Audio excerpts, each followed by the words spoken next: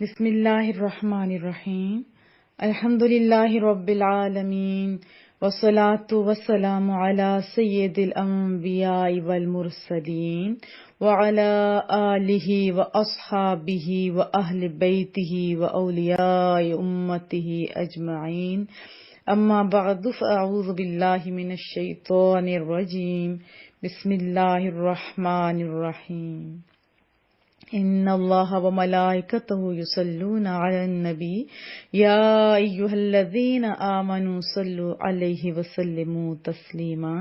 میرے ساتھ مل کے درود پاک پڑھیے۔ اللہم صلی علی سیدنا محمد وعلی آلہ واصحابہ وبارک وسلم۔ تمام حمد و ثنا ہمارے کریم رب کے لیے اور حضور پر نور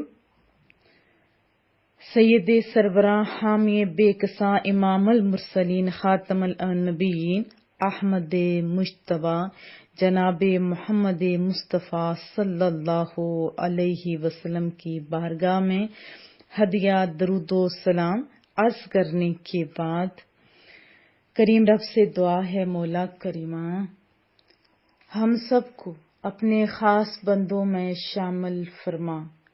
وَإِن اور اگر عزم پکا ارادہ کر لیں، عزم ہوتا ہے پکا ارادہ کرنا کس چیز کا؟ الطلاق، طلاق کا۔ وَإِن عزم الطلاق اور اگر پکا ارادہ کر لیں طلاق کا۔ طلاق کا لفظ طلق سے ہے اور طلق کہتے ہیں آزاد کرنے کو، آزاد کر دینا، یعنی وہ جو گرہ ہوتی ہے نکاح کی اس سے آزاد ہو جاتا ہے بندہ طلاق سے۔ وَإِنْ عَزَمُوا الطلاق اور اگر پکا ارادہ کر لیں طلاق کا، فَإِن تو بے شک اللہ تعالیٰ، فَإِنَّ اللَّهَ تو بے شک اللہ تعالیٰ یا پس اللہ تعالیٰ، سمیع سب کچھ سننے والا، علیم سب کچھ جاننے والا ہے۔ والمطلقات اور طلاق دی ہوئی عورتیں، مطلقات ان کی جمع، یتربصن روکے رکھیں، بانفسہن اپنے نفسوں کو یا اپنے آپ کو، ثلاثۃ قروء 3 حیضوں تک۔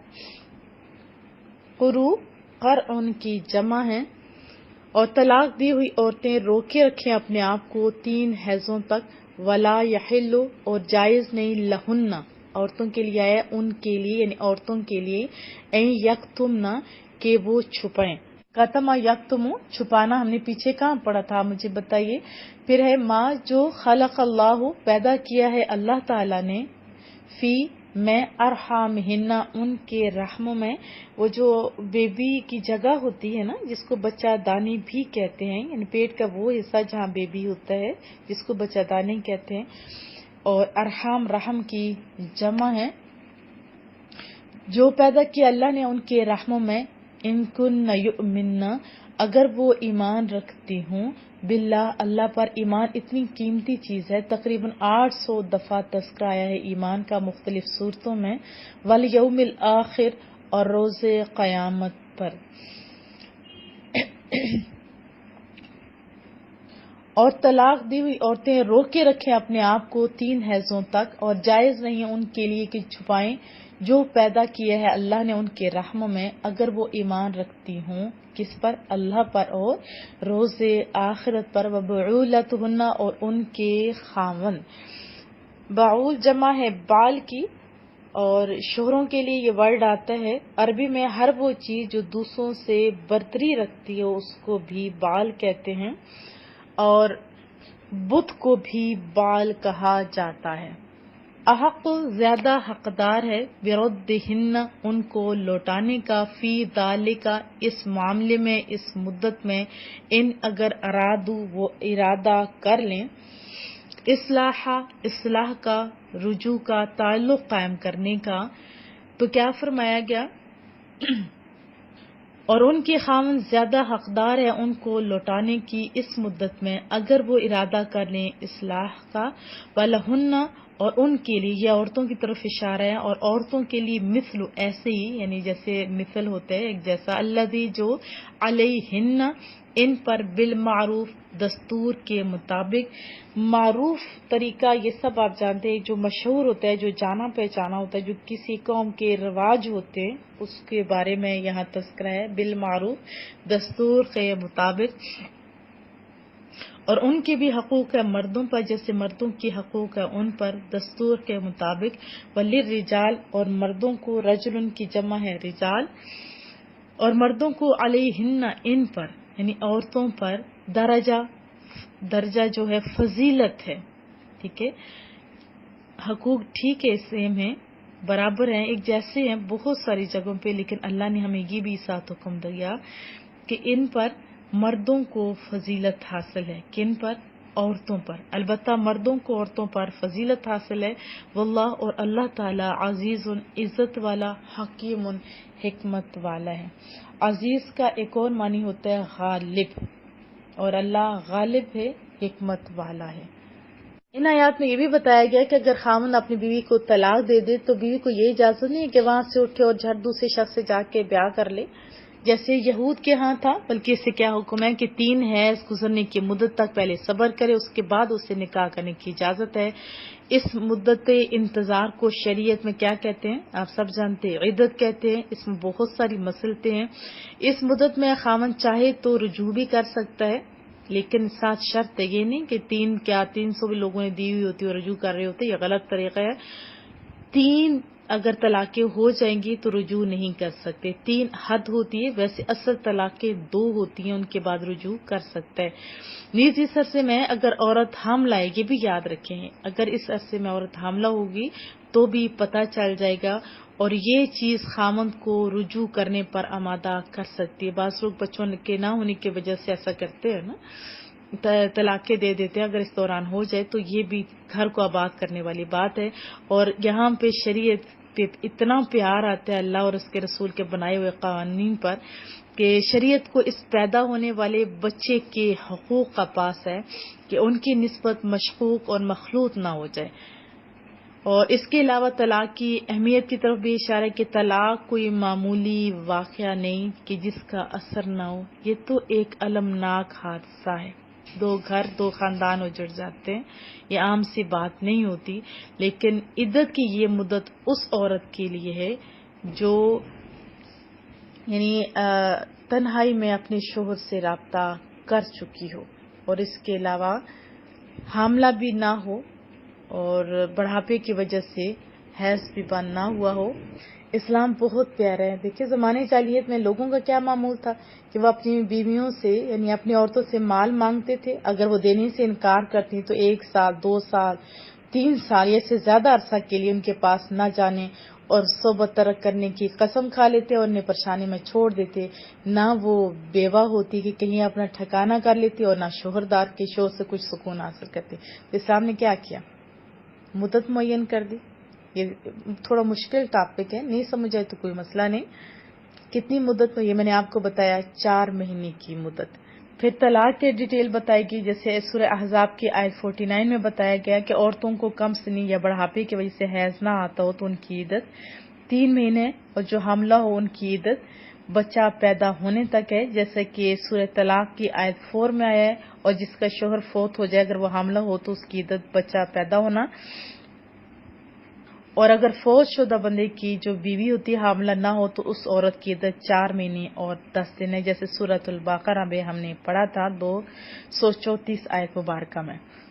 پھر انہی آیات میں ہم نے پڑھا کہ اللہ نے منع کیا جو پیٹ میں اس کو چھپانا نہیں چاہیے بلکہ بتا دینا چاہیے، اور پھر ساتھ ایمان کا خاص تذکرہ کیا، اور اسے ایک بار یہ بھی سمجھ آئی کہ ایمان کا تقاضا یہ ہے کہ اللہ کے ہر حکم پر عمل کیا جائے، اور ہر نیک عمل کو ایمان کا تقاضا بھی کہہ سکتے ہیں۔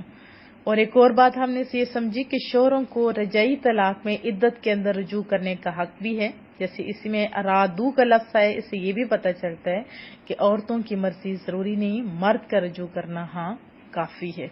لیکن ساتھ ضمن یہ بھی بتا دوں کہ عورتوں سے انتقام لینے کے لیے، سسرال کو ذلیل کرنے کے لیے اگر یہ ارادہ کرے گا تو یہ چیز درست نہیں، اور ہمارے معاشرے میں یہ عام پائی جاتی ہے.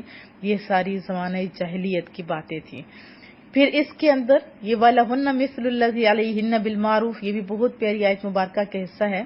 یعنی جس طرح عورتوں پر شوہروں کے حقوق کی ادائیگی واجب ہے نا، اسی طرح شوہروں پر عورتوں کے حقوق بھی پوری طرح جو ہے کرنا لازم ہوتا ہے. تھوڑے سے بتا دیتی جو مختلف بکس کے اندر بھی لکھے ہوئے شوہر کے حقوق، یعنی شوہر پر بیوی کے حقوق پہلے اور پھر بیوی پر شوہر کے حقوق دونوں ہم لوگ ایک دفعہ سن لیتے. شوہر پر بیوی کے چند حقوق تو یہ ہیں کہ ایک خرچ جو ہوتا ہے روٹین کا خرچہ دینا اپنی استطاعت کے مطابق. دوسرا رہائش مہیا کرنا، جیسے ہم نے مختلف آیات اور احادیث میں پڑھا کہ جیسا خود کھو ایسا ہی کھلاؤ، اور جیسا خود رہو ایسے ہی انہیں رکھو ساتھ. پھر اچھے طریقے سے گزارا کرنا، پھر نیک باتوں، حیا اور پردے کی تعلیم دیتے رہنا. آپ بھی ذرا سوچیے آپ یہ کر رہے ہیں. پھر ان کی خلاف ورزی کرنے پر سختی سے منع کرنا، جب تک شریعت منع نہ کرے ہر جائز بات میں ان کی دلجوئی کرنا، یعنی اپنی بیویوں کی دلجوئی کرنا. اور اگر ان کی طرف سے کوئی تکلیف ہو ہی جاتی ہے تو اس پر صبر بھی کرنا چاہیے. مانا کہ یہ عورت کا حق نہیں، لیکن میں یہ ضرور کہوں گی کہ ہو جاتے ہیں بیویاں بیچاری غلط کر بھی سکتی ہیں. پھر بیویوں پر شوہروں کے کچھ جو حقوق ہے وہ بھی، یعنی ازدواجی تعلقات میں متعلقاً شوہر کی اطاعت کرنا. دیکھیں اپنے شوہر کے ساتھ انصاف کے ساتھ رہنا اور ان کا حق ادا کرنا، یہ پہلی ڈیوٹی ہے آپ کی، تاکہ وہ بے حیائی اور برائی سے بچ سکیں. دوسرا ان کی عزت کی حفاظت کرنا، ان کے مال کی حفاظت کرنا، ہر بات میں ان کی بھلائی چاہنا، خیر خواہی چاہنا، ہر وقت جائز امور میں ان کی خوشی چاہنا. اور یہ نہیں اپنی مرضی کے مطابق آپ کام کریں اور اس کے لیے منوائیں اور اسلام کے طریقوں پر نہیں، یہ نہیں، ہر جائز میں ان کی خوشی چاہنا، انہیں اپنا سردار ماننا. اور بعض جگہوں پہ یہ بھی ہم نے سنا، ہمارے پیرنٹس کہتے تھے کہ شوہر کا نام ادب کے طور پر نہ ہی لیا جائے تو افضل ہے. اور کسی سے بلا وجہ شکایت اپنے شوہروں کی جو کرتی ہیں اس کے بارے میں بہت سخت وعیدیں ہیں، نہیں کرنا چاہیے. تو بلا وجہ شکایت نہیں کرنا. اگر کچھ وہ بھی غلطی شوہروں سے بیچاروں سے ہو بھی تو سکتی ہے نا، تو اس کے ادھر ادھر نہیں پھیلانا چاہیے. اللہ ہمیں توفیق دے. اور اس کی اجازت کے بغیر جو محارمز ہوتے ہیں ان کی طرف جانا، اگر وہ اجازت دے تو جانا چاہیے. اور شوہر بہت اچھے ہوتے ہیں، وہ منع بھی بہرحال نہیں کرتے، پیرنٹس کی طرف تو جا سکتے ہیں. اور اگر شوہر ناراض ہو تو خوشامد کی جا سکتی ہے. اور پھر ایک بہت بڑی بات، بہت پیاری بات اللہ نے ہمیں بتائی، یہ قرآن کریم میں ہمیں حکم دیا گیا ہے کہ سنو عورتوں، اللہ کو حق ہے کہ وہ جس کو جس پر فضیلت دے. تو کس کو کس پر فضیلت ہے؟ مردوں کو عورتوں پر فضیلت باہر طور پر ہے. اور خوش نصیب ہوتے ہیں وہ لوگ جو اپنی بچیوں کی بھی اس انداز میں تربیت کرتے ہیں. اور پھر عورتیں بھی اپنے شوہروں کو، اپنے بھائیوں کو جب اللہ نے فضیلت دی ہے تو ہمیں ان کی فضیلت ماننی چاہیے. بہت ساری چیزیں اس پہ انشاءاللہ الگ ٹاپک پہ آپ کو درس ملے گا.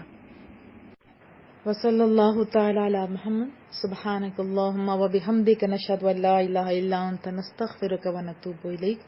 ہمیشہ دعاؤں کی درخواست رہے گی. اللہ آپ سب کو بہت ساری کامیابیاں دے. السلام علیکم ورحمۃ اللہ وبرکاتہ.